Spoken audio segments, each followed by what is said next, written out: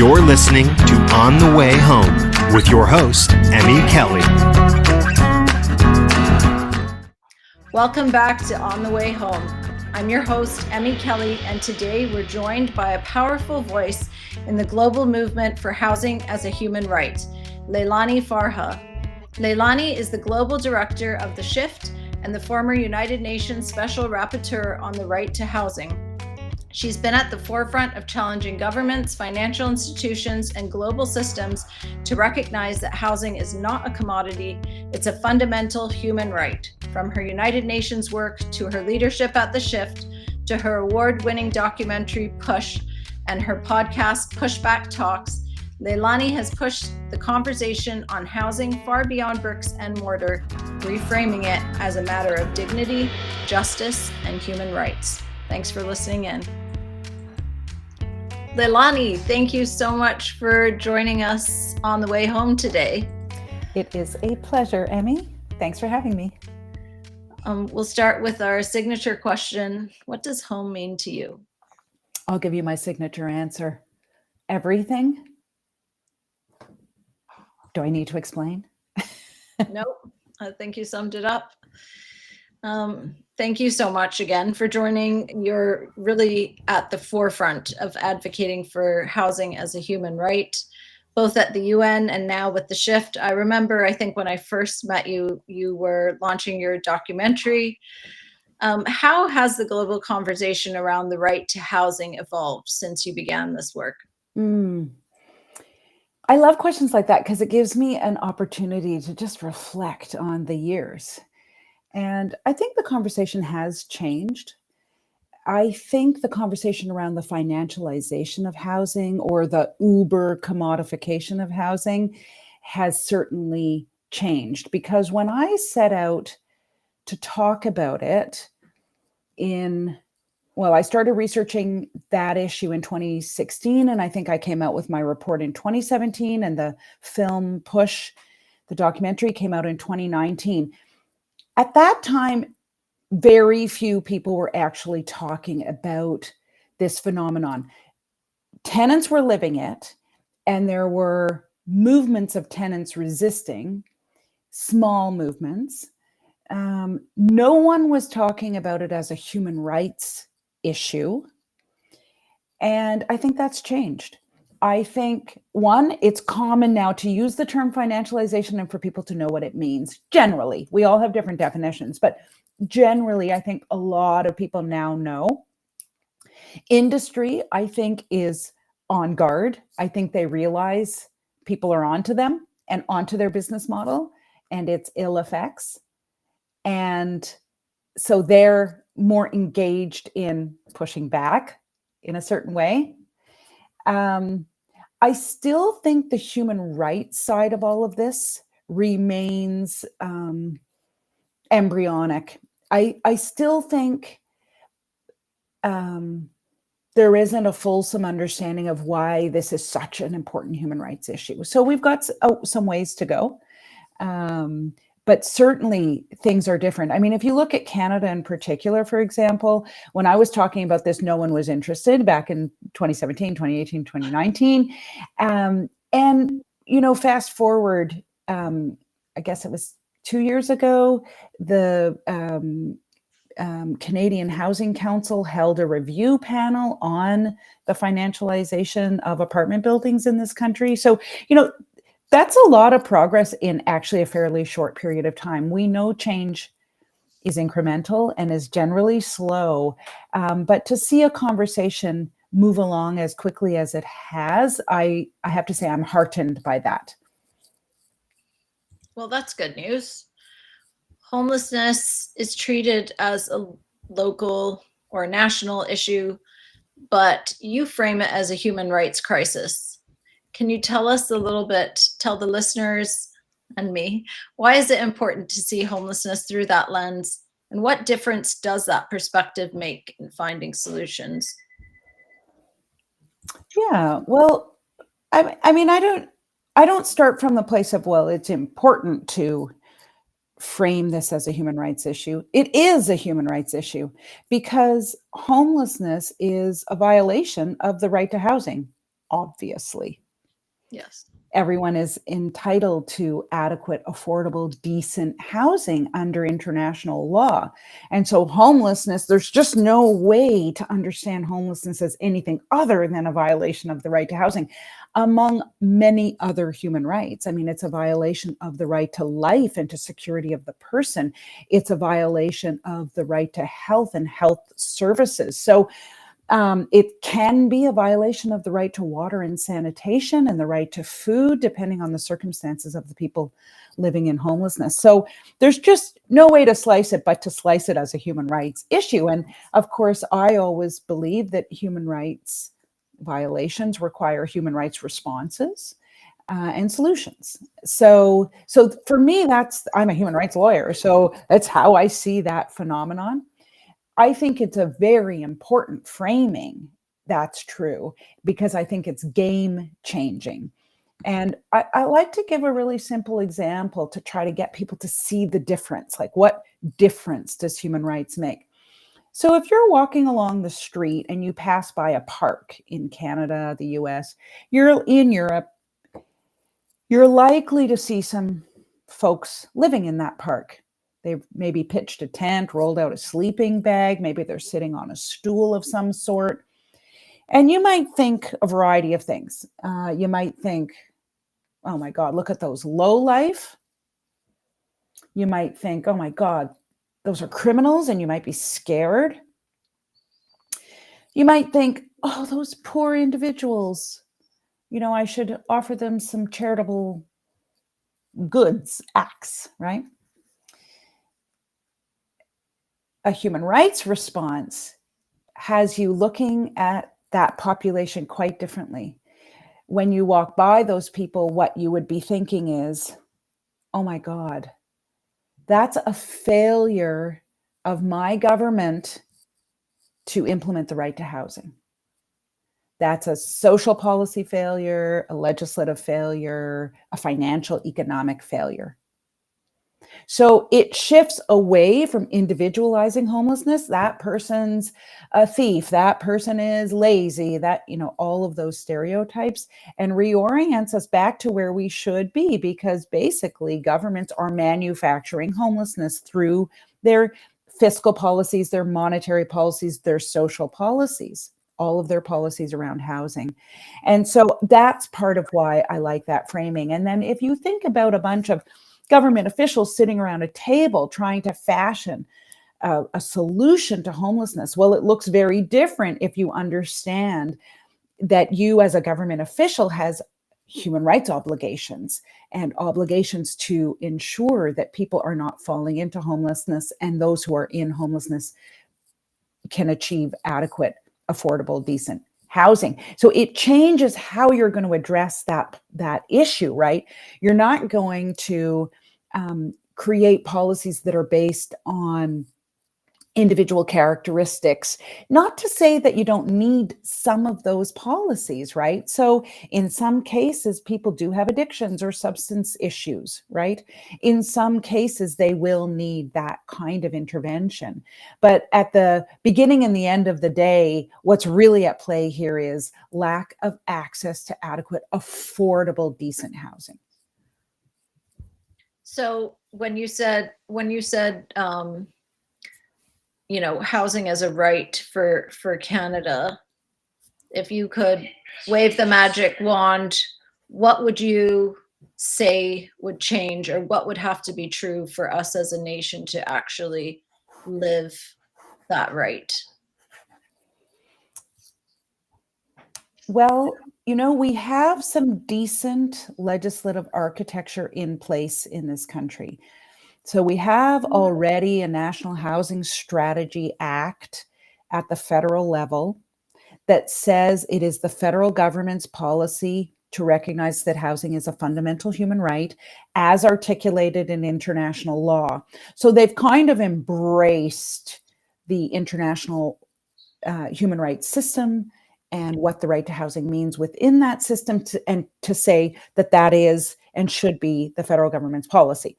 The problem with all of this kind of architecture stuff is getting governments to actually implement it. What I think should have happened when the National Housing Strategy Act was first adopted back, I think in 2019, is all housing policy and any related policy, whether it's tax policy, whether it's other fiscal policy, whether it's monetary policy, all of that should have been turned over to determine whether our policies, whether it's something CMHC is doing, whether it's something the minister responsible for housing and homelessness is doing, whether it's something that the folks in the tax end of things are doing, are all of those policies actually creating an environment where the right to adequate housing could be enjoyed? Now, that never happened. And so you get these sort of little pings of policies that, are trying to maybe go in the right direction, but we don't have this holistic understanding that housing and our housing systems are really integrated into so much governance, right? I mean, I've already mentioned, like, housing's related to health, it's related to water. At the local level, housing can be related to parking. And you say, parking? Parking bylaws can really affect homeless people because many homeless people live in cars.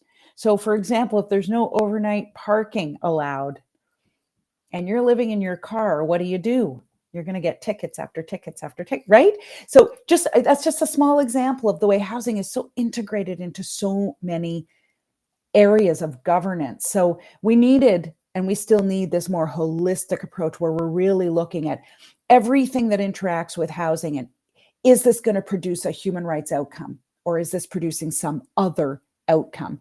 And that's really an important thing too with dollars. Like, if I'm a government and I want to do the right to housing, or if I want to make sure I'm governing in a way that's human rights consistent or compliant, what I want to know is that every public dollar being spent is being spent in a way that moves forward human rights or supports human rights rather than undermining human rights. So let me give an example. So, for example, at the moment, real estate investment trusts, which are these sort of corporate entities, they're actually financial instruments. They own a lot of apartment buildings across Canada. They do not pay corporate income tax.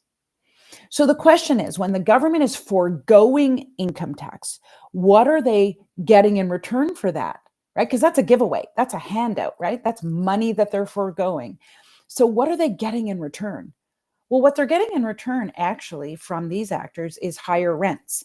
We know that they put a lot of pressure on the cost of rent. Is that consistent with the right to adequate, affordable, decent housing? Clearly not, right? And we know they're applying for above guideline rent increases more than mom and pop landlords in some cases. They're quite aggressive in that.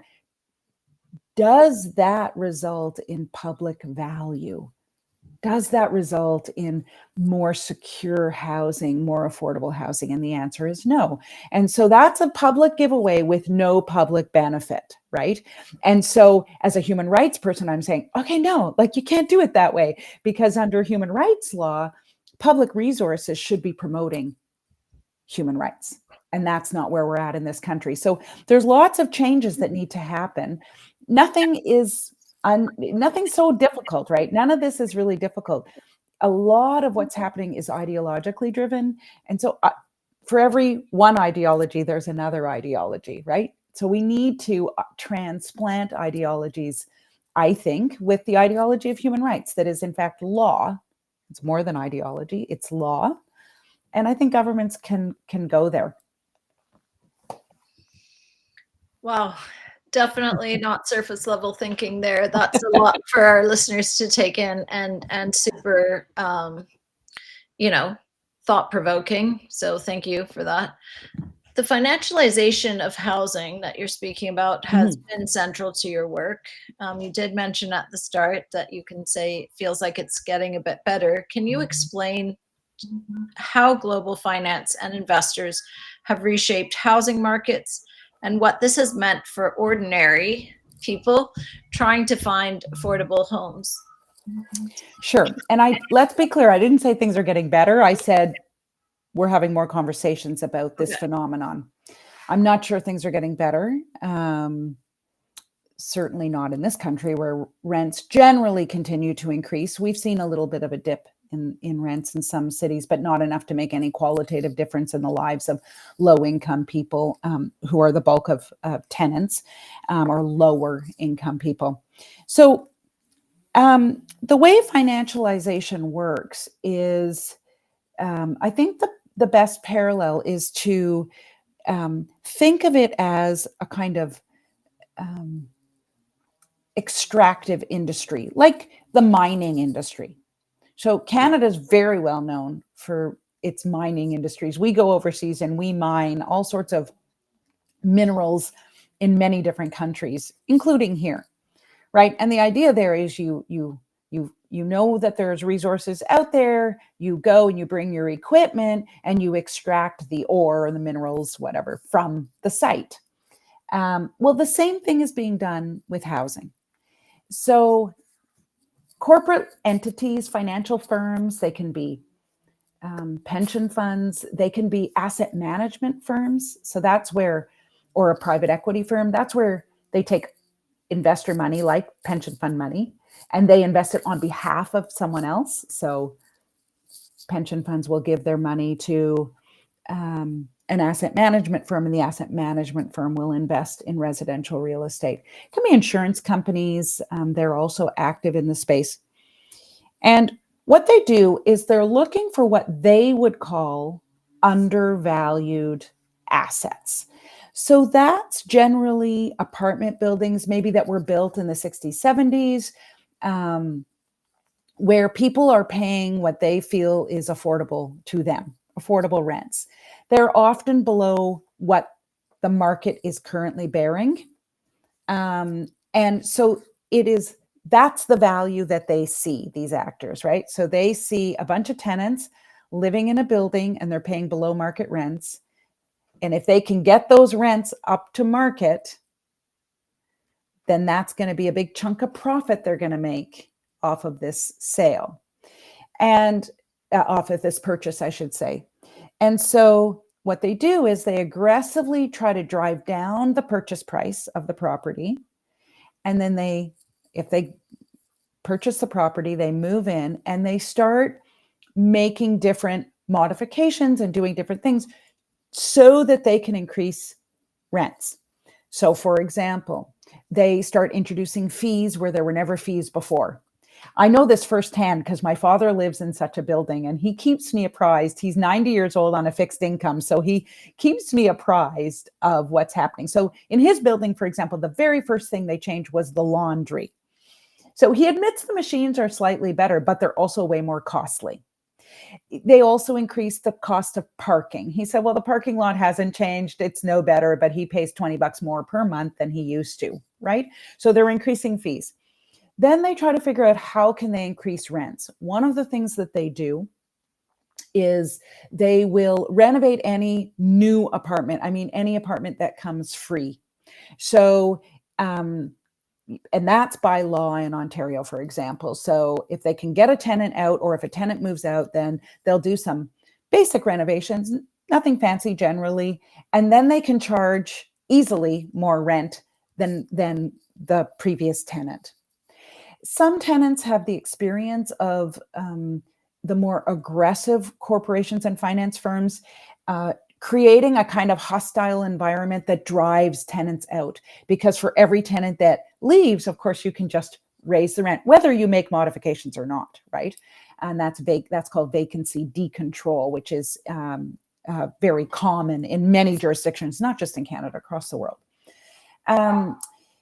The name of the game here is to try to increase the perceived value of the property. So while they're making money by increasing, rents, and they get this cash flow, higher cash flow, at the end of the day, after 5 years of doing this, they can then try to resell the building on the basis that they've upgraded the building and the value of the building is now 50% more than when they purchased it. And so that's really at the heart of the matter here, is how to increase the so-called value of the property on resale so that they can then make a huge profit from what they spent when they first bought the property. I mean, it's not different than how one might think about a home. I purchased a home in 2000, I put some money into it. What am I going to get in 2015, right? That's what they're thinking. The other thing that tenants don't often know is the rent increases are baked into the deal when they first purchase the building, right? Because they're calculating, right? So they look at the building, they go, okay, there's 100 units in this building. If I can increase the rent by $25 of each unit, that will give me exponential growth and valuation growth, right? So tenants are actually kind of sitting ducks in a way, right? Because regardless of how good a tenant they are, how timely they are with their rent payments, all of that doesn't really matter. It has nothing to do. It's an algorithmic equation that they are applying to the building. And so, and you take a step back and say, okay, well, from a human rights point of view, what does this all mean? Like, who cares kind of thing? Well, it's creating very bad conditions for tenants. There's the insecurity of, oh my gosh, is my building going to be sold and purchased? Oh my gosh, is my rent going to increase and I won't be able to afford it? If I have to move, where will I move to? Everything is unaffordable. There's the trying to live through a renovation nightmare for tenants. There's the, feeling compelled to leave because of construction. But again, where do you go? So this lack of security, well, security of tenure is a cornerstone of the right to housing. Affordability is a cornerstone of the right to housing. And those are being threatened. So and the idea that you might have to leave your community for many, many people is quite traumatic and very impractical. I mean, if mom lives a few doors down or in the same building and she's providing the childcare and you have to leave, where you lose your childcare when you leave, right? So there's all these interdependencies of people living in communities that get disrupted by these business practices. And then there's climate change, which is increasingly displacing people and exacerbating housing insecurity. How do you see the right to housing intersecting with the climate crisis, and what responsibilities do governments, financial institutions have in that context? Yeah, so there's two ways to look at housing and climate change and their intersections, and there are real intersections. One of the things that is worrying about most governments' response to a housing crisis is they say, build, build, build. We're just going to build our way out of this crisis. Even if they could do that, which we could have another conversation about whether that works, they will kill the planet if they build to the extent they say they're going to build. Already, the housing industry or sector has been killing the planet. We've been building. It's not that there has been no building. There's been plenty of building, but it's been building that's not being fully used. It's underused, right? Luxury and higher end apartments that are used for Airbnb, that are vacant often, that are used as forms of speculation where people, drop money in like a piggy bank, drop money in, don't use the unit, but they have a, prime real estate in Toronto or New York or Paris or wherever. And what people don't know is next to things like oil and gas, construction and the running of buildings, so the building of buildings and the operation of buildings accounts for something around 37% of global CO2 emissions, right? It is a huge contributor to climate change. And so we need to think very carefully about what we're going to build and for whom we're going to build it. People always mistake my argument for saying, oh, no building. No. Of course we're going to have to keep building to meet need. but we have to be very strategic in what we build and for whom. Right now, we know the most need is at the lowest end of the income spectrum. And so we need to, if we're going to build, and we're going to, even with green building, we're still going to harm the planet. We know this. Like, there's no true, like, that's not, building will never be green, green, green. And so then we need to make sure that any new builds are meeting the real needs and addressing human rights violations. One. And then we need to think about the built environment differently. We need to start asking ourselves, well, wait a second. There's a lot of built assets out there. How many could be repurposed or revitalized so that they could serve need, right? If you take, for example, every city will have social housing units that may be in disrepair and therefore are offline. Can we get every single social housing unit online, right? Can we? And I know this from the shift. We've looked into this in a couple of cities, and there's definitely offline social housing. So how do you get that back online? That's going to be far greener than building new. What about office buildings? What conversions can be done? Everyone says that's very expensive. I just met with a fellow who runs a company called Toboggan Flats. He's repurposing office buildings into co-living spaces for young professionals and young people. And he's using office buildings. It's possible. In Europe, they're doing it. It's very possible, and they're doing it quickly. And it's a much shorter time span than building new. So then you can meet need more quickly. It takes like 9 months as opposed to 3 to 5 years or 5 to 10 years. So we need to start thinking quite differently in order to address the real impact of housing on climate change. The others, I said there are two ways of looking at this. The other thing we have to recognize is that those who are most precariously housed, people living in homelessness and people living in substandard units, are contributing generally the least to climate change and will be most affected by climate change. And so we need to start protecting them. So people living in homelessness, obviously, if there is extreme cold or extreme heat, they're going to suffer more than those of us who are properly housed. If there's flooding, if there's hurricanes, et cetera, we know those who are precariously housed, living either rough in homelessness or living in informal settlements in other countries, or poorly made buildings, they're going to be most very affected by climate change. And so we need to bear that in mind and ensure that that doesn't continue to happen. Fires are another thing, obviously.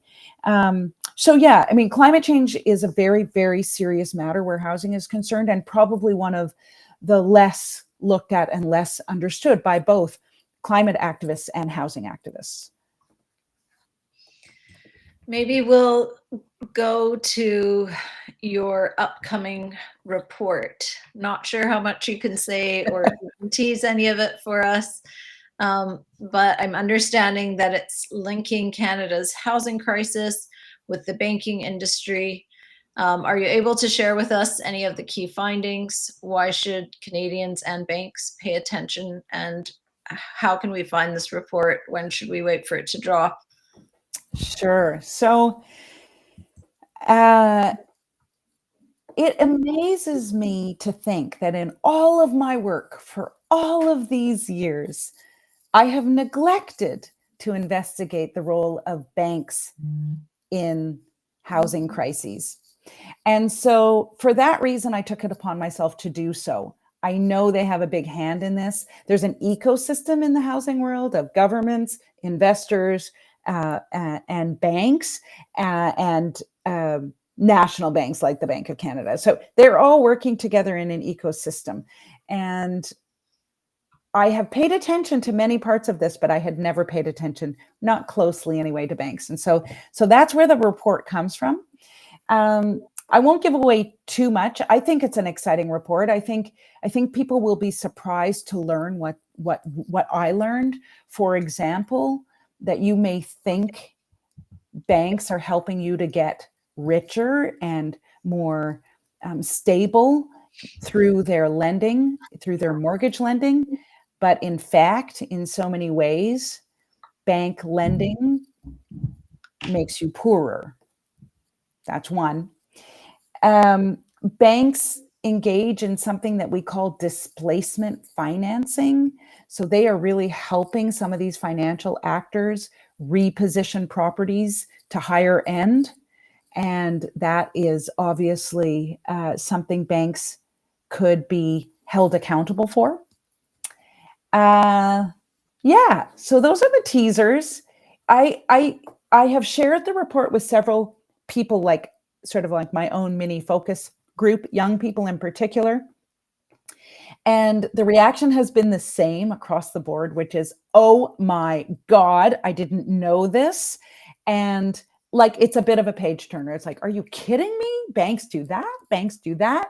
I didn't know. So hopefully when it drops on November the 6th, people will pick it up and read it. It's not the shortest report, but it's written in a very readable way. This is not like deep finance research. This is high level, get to know what banks are up to.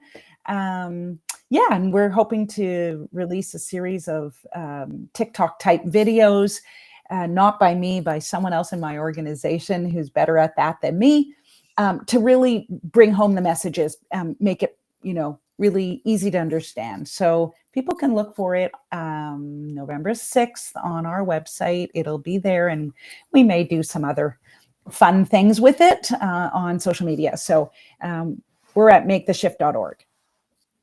Awesome. You've worked with both governments and grassroots movements around the world. What lessons or strategies have stood out to you as the most effective in advancing the right to housing?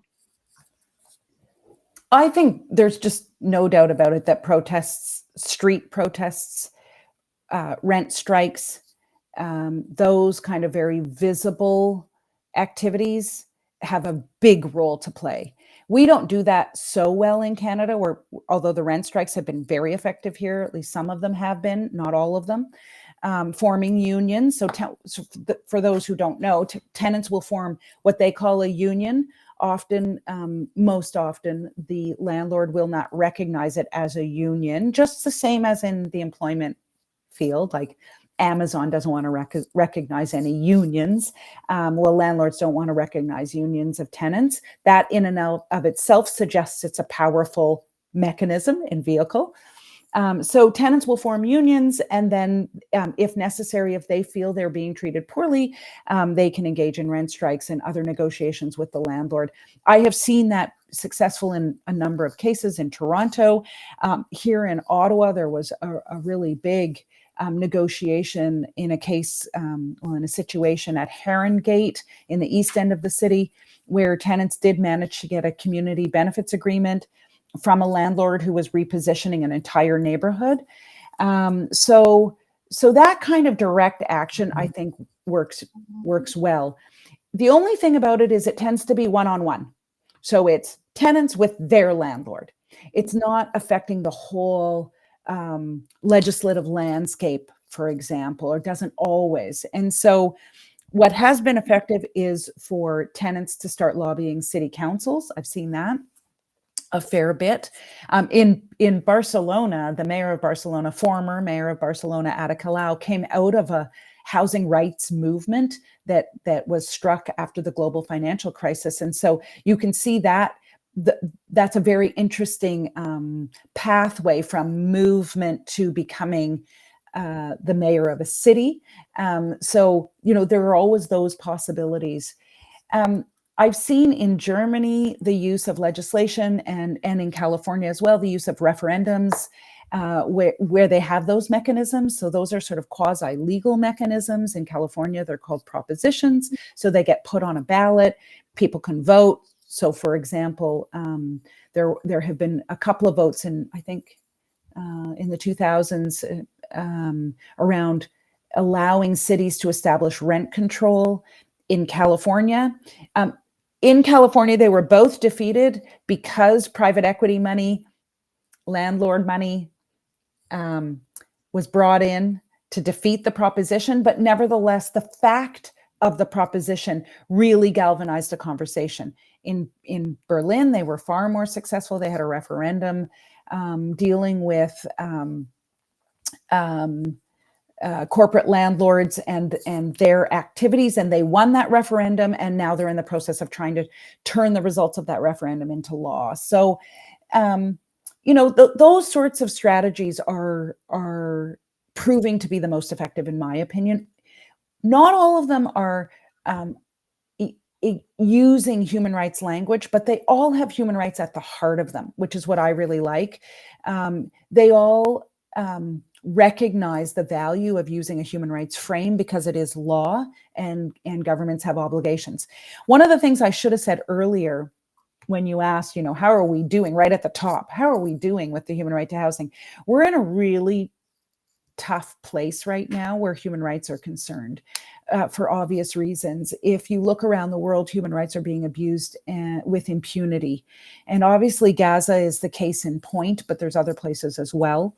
But where governments are just behaving in a way that is completely contrary to international law, international human rights law, and they're doing so with impunity. And other governments are supporting them to do it, right? And so I feel like the currency of human rights is very fragile right now, very, very fragile. And we need to somehow breathe life back into a belief in human rights. The system may be broken. The international human rights system clearly is broken. But do we throw the rights out with the system? And I would say no, because I think without human rights, we end up with Gaza, right? And so what we want to do is breathe life back into human rights and demand reform in the system and demand implementation of the rights through systems. So anyway, I don't know. I hope that answered your question. Yeah. In